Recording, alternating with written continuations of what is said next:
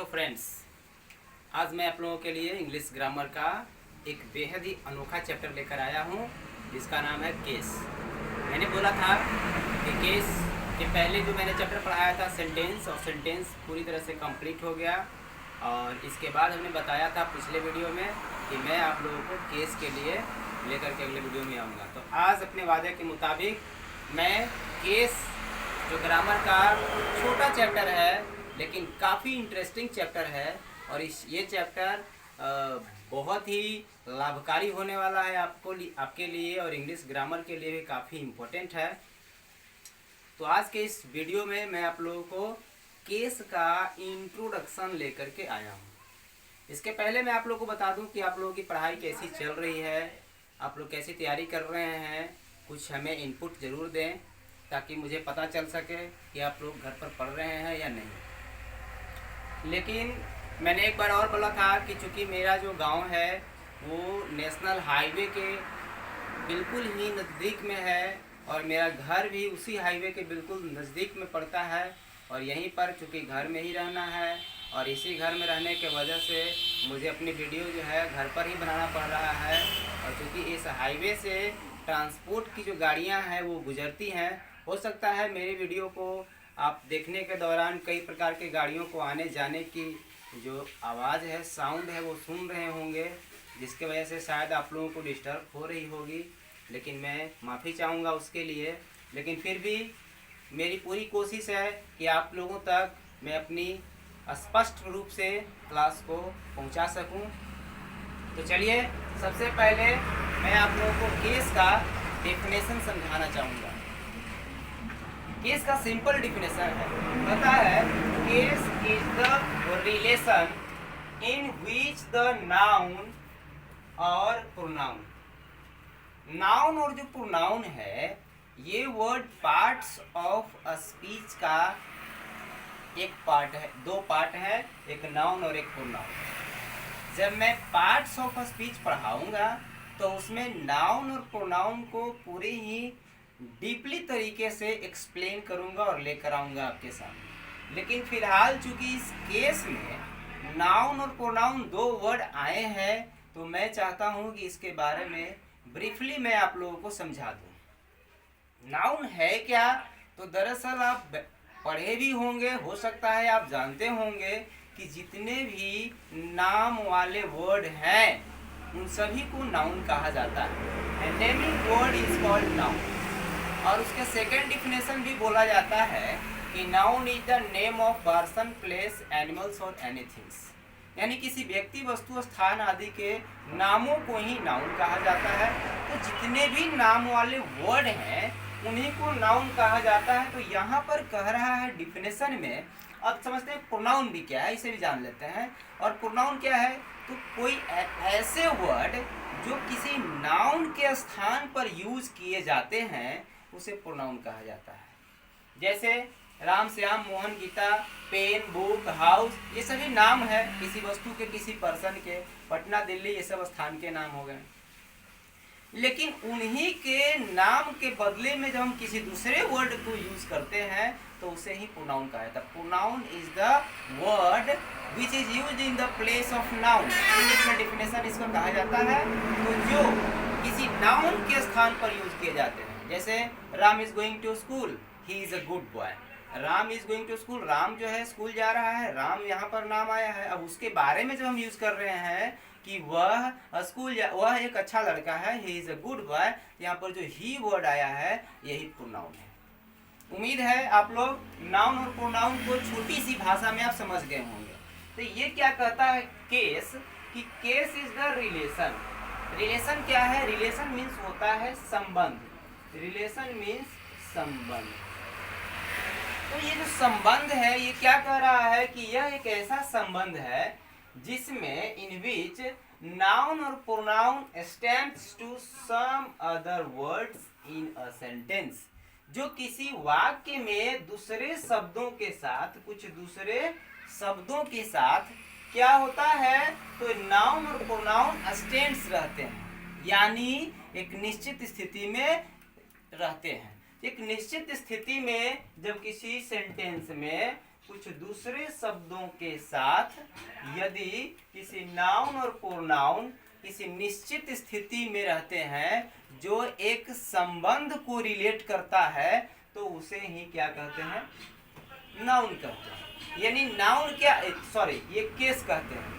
Case क्या है, तो केस एक प्रकार का रिलेशन है, एक प्रकार का संबंध है जो नाउन और प्रोनाउन से कनेक्ट करता है।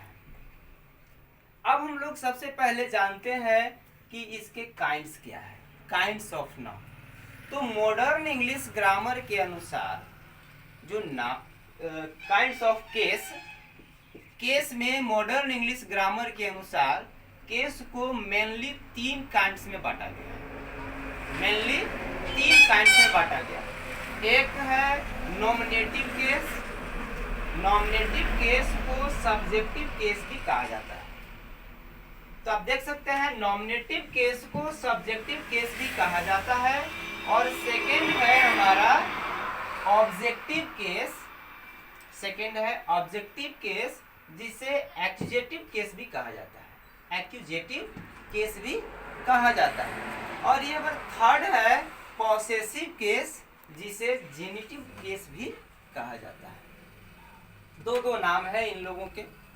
तो मैंने क्या बताया, मॉडर्न इंग्लिश ग्रामर के अनुसार केस को 3 काइंड्स में बांटा गया है। 3 kinds, nominative case, objective case और पॉसेसिव केस। लेकिन जो हमारा ओल्ड इंग्लिश ग्रामर था, प्रीवियस, इसके पहले मॉडर्न इंग्लिश ग्रामर के पहले जो ग्रामर पढ़े जाते थे उसमें केस को 5 काइंड्स में बांटा गया था। वो 5 काइंड्स में 2 काइंड्स और कौन कौन थे, तो ये है वोकेटिव केस और एक है डेटिव केस। इसे भी मैंने इसमें इंक्लूड किया है, इसके बारे में भी जानना जरूरी है, अनिवार्य है। तो वोकेटिव केस और ये डेटिव केस, दरअसल ये जब मॉडर्न इंग्लिश ग्रामर आई तो ये दोनों केस कहाँ चले गए, इसके बारे में मैं आप लोगों को बता देना चाहूँगा कि ये जो वोकेटिव केस है इसे नॉमिनेटिव केस में इंक्लूड कर दिया गया। वोकेटिव केस को नॉमिनेटिव केस से जोड़ दिया गया क्योंकि ये दोनों का जो संबंध है काफी सिमिलर होते हैं, मिलते जुलते हैं, इसीलिए वोकेटिव केस को नॉमिनेटिव केस में ऐड कर दिया गया। और ये जो डेटिव केस है इस डेटिव केस को ऑब्जेक्टिव केस से ऐड कर दिया गया। ऑब्जेक्टिव केस से इसे ऐड कर दिया गया डेटिव केस को, और वोकेटिव केस को नॉमिनेटिव केस से ऐड कर दिया गया। तो इसलिए जो मॉडर्न इंग्लिश ग्रामर है उसमें केस को 3 ही डिवाइड किए गए हैं काइंड में, 3 ही काइंड में डिवाइड किए गए हैं, नॉमिनेटिव केस, ऑब्जेक्टिव केस और पॉसेसिव केस। मैं इन 5 काइंड्स के बारे में अगले आने वाले वीडियो में मैं पढ़ाऊंगा डीपली इसके बारे में, कौन कौन से कैसे कैसे सेंटेंसेज आते हैं। लेकिन इस केस को समझने के पहले मैं एक छोटा सा टॉपिक और लेना चाहूँगा जिसके बारे में मैं क्लियर कर देता हूँ, जो है ऑब्जेक्ट। पिछले वीडियो में हमने ऑब्जेक्ट के बारे में पढ़ाया था और इसी ऑब्जेक्ट के कुछ और टॉपिक्स इसमें मैं बता देना चाहूँगा जो आपको केस में काम आने वाले हैं। ये जो ऑब्जेक्ट है, आप लोगों को याद होगा हमने बताया था कि ऑब्जेक्ट ऐसे वर्ड होते हैं जो किसी सेंटेंस में जब सब्जेक्ट और वर्ब के साथ आता है और वो वर्ड व्हाट और whom का जवाब देता है तब उसे ऑब्जेक्ट कहते हैं। व्हाट और whom का जवाब देने वाले जो वर्ड होते हैं वो ऑब्जेक्ट कहलाते हैं। इसलिए ये जो ऑब्जेक्ट है इसको 2 पार्ट में बांटा गया है, एक डायरेक्ट ऑब्जेक्ट और एक इनडायरेक्ट ऑब्जेक्ट। डायरेक्ट ऑब्जेक्ट और इनडायरेक्ट ऑब्जेक्ट क्या है, तो डायरेक्ट ऑब्जेक्ट को हम कैसे पहचानेंगे, तो यदि व्हाट का जवाब देता है कोई वर्ड तो वो डायरेक्ट ऑब्जेक्ट कहलाएगा, और यदि whom का रिप्लाई करता है तो वह जो है इनडायरेक्ट ऑब्जेक्ट कहलाता है। एक बार फिर से मैं रिपीट कर दूं कि जो व्हाट का रिप्लाई करेंगे जो वर्ड उसे डायरेक्ट ऑब्जेक्ट कहा जाता है, और जो whom का रिप्लाई करेंगे उसे इनडायरेक्ट ऑब्जेक्ट कहते हैं। आइए एग्जाम्पल के माध्यम से समझते हैं। जैसे है she wrote a letter, she wrote a letter में ये जो वर्ड है यहाँ ये सब्जेक्ट है और ये वर्ब है। तो सब्जेक्ट और वर्ब के साथ आने वाला जो वर्ड होता है, यदि वह वर्ड व्हाट का रिप्लाई दे रहा है तो वह ऑब्जेक्ट कहलाएगा, और व्हाट का रिप्लाई देने वाला जो ऑब्जेक्ट कहलाएगा वह कौन ऑब्जेक्ट कहलाएगा, तो डायरेक्ट ऑब्जेक्ट कहलाएगा। यानी यहाँ पर जो लेटर है यह लेटर डायरेक्ट ऑब्जेक्ट के फॉर्म में है, इसे हम डायरेक्ट ऑब्जेक्ट कहेंगे। क्यों डायरेक्ट कहेंगे, कंडीशन समझिए। क्योंकि इस सेंटेंस में आने वाला जो ये वर्ड है ये स्पष्ट कर रहा है, क्लियर कर रहा है, स्पष्ट मीनिंग दे रहा है। वह सी रोट, वह लिखी, क्या लिखी, तो पत्र लिखी। स्पष्ट कर रहा है कि क्या लिखी है, किसके बारे में बात हो रही है, इसलिए इसे डायरेक्ट ऑब्जेक्ट कहते हैं। लेकिन आइए इस सेंटेंस को समझते हैं जिसमें इनडायरेक्ट ऑब्जेक्ट आया है। इसे हम इनडायरेक्ट क्यों कह रहे हैं, क्योंकि इस सेंटेंस में अर्थ को समझते हैं, यदि इसके मीनिंग को समझते हैं तो कहता है सी रोट मी, वह मुझे लिखी। इस सेंटेंस में कोई चीज ऐसा है जो छुपा हुआ है, डार्क में है, हाइडन किया हुआ है। उसने मुझे लिखी, इसमें पता ही नहीं चल रहा है कि मुझे क्या लिखी और किस मामले में ये मुझे को मी को लाया गया। इसलिए जो मी है इसे इनडायरेक्ट ऑब्जेक्ट कहते हैं, क्योंकि इसमें स्पष्ट मीनिंग स्पष्ट नहीं हो पाता है, पता नहीं चल पाता है कि क्या लिखी। तो जितने भी समबडी ऑब्जेक्ट आते हैं, मैंने आपको ऑब्जेक्ट में पढ़ाया था और लेट के यूजेज में हमने बताया था समबडी ऑब्जेक्ट और समथिंग ऑब्जेक्ट। तो वही यहाँ पर है, जो समथिंग ऑब्जेक्ट होते हैं वो व्हाट के जवाब देते हैं और समबडी ऑब्जेक्ट होते हैं वो हुम के जवाब देते हैं। तो जो हुम के जवाब देते हैं रिप्लाई करेंगे उसे इनडायरेक्ट स्पीच, जो व्हाट का रिप्लाई करेंगे उसे डायरेक्ट, सॉरी स्पीच नहीं, इनडायरेक्ट ऑब्जेक्ट और ये डायरेक्ट ऑब्जेक्ट। तो उम्मीद है आप लोग डायरेक्ट ऑब्जेक्ट और इनडायरेक्ट ऑब्जेक्ट को समझ चुके होंगे। मैं इसमें एक एग्जाम्पल में डायरेक्ट और इनडायरेक्ट दोनों ऑब्जेक्ट को समझाना चाहूंगा, एक ही एग्जाम्पल में, एक ही सेंटेंस में। जैसे सी रोट मी अ लेटर, यदि इस सेंटेंस में चूंकि देख रहा है कि दो ऑब्जेक्ट है, एक मी है और एक लेटर है, तो यदि किसी सेंटेंस में दो ऑब्जेक्ट आ रहे हैं तो जाहिर सी बात है कि एक इनडायरेक्ट ऑब्जेक्ट होगा और एक डायरेक्ट ऑब्जेक्ट होगा। तो इसे फाइंड आउट करना बड़ी आसान है कि डायरेक्ट ऑब्जेक्ट कौन है और इनडायरेक्ट ऑब्जेक्ट कौन है। तो यदि वो हुम का जवाब दे रहा है तो वो इनडायरेक्ट ऑब्जेक्ट होगा, और यदि वो व्हाट का जवाब दे रहा है, रिप्लाई कर रहा है, तो वह डायरेक्ट ऑब्जेक्ट होगा।